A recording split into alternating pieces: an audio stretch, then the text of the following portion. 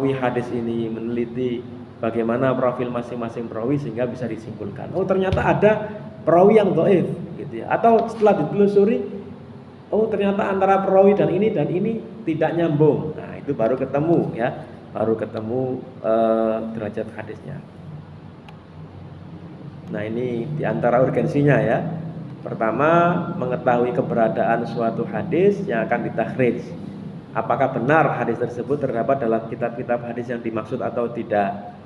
Lalu yang kedua, untuk mengetahui keragaman sanad dalam suatu hadis yang ditemukan di kitab-kitab sumber hadis yang berbeda. Jadi yang pertama ini ya, contohnya ini tujuan yang paling sederhana dari takhrij itu adalah ingin mengetahui dari mana hadis ini berasal.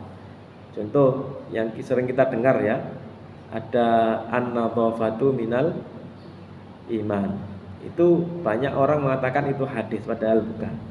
Kita telusuri dari kitab-kitab hadis, ternyata tidak ada hadis dengan teks seperti itu. Bahkan jangankan an-nadhafatu minal iman ya, baiti jannati gitu kan sering menisbatkan ke Rasulullah. Nah, padahal kalau kita telusuri ternyata bukan hadis atau mungkin dhaif gitu ya.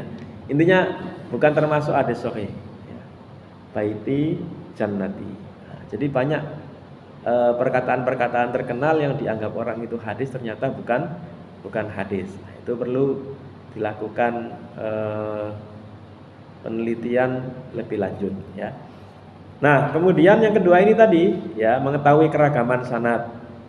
Lalu yang ketiga, untuk mengetahui sumber otentik hadis yang diteliti.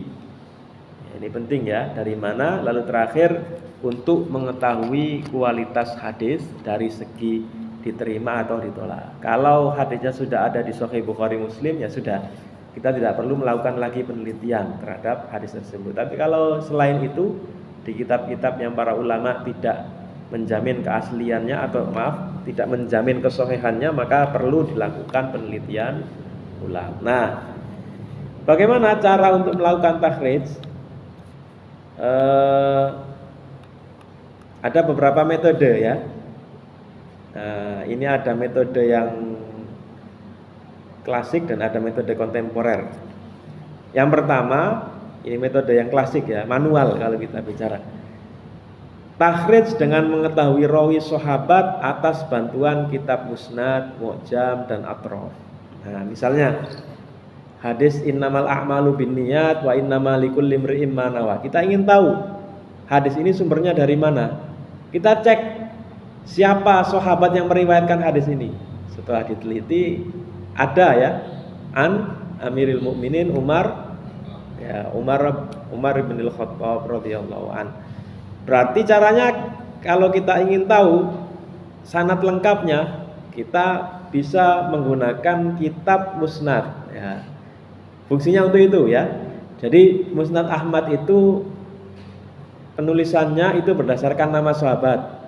Ya, misalnya Musnad Al-Asyru Al-Mubasyarin bil Jannah. Musnad 10 sahabat yang masuk surga, dijamin masuk surga ya, 10 orang sahabat yang dijamin masuk surga. Ya, kita cari yang bagian Umar bin Khattab. Tapi harus teliti satu persatu ya.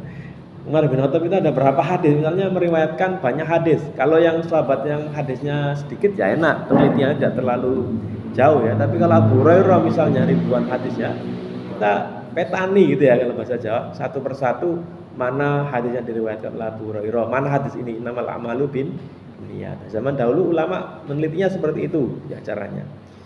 Lalu yang kedua, takhrij, ini metode lain ya. Bisa dengan musnad, bisa dengan mu'jam, bisa dengan atrof.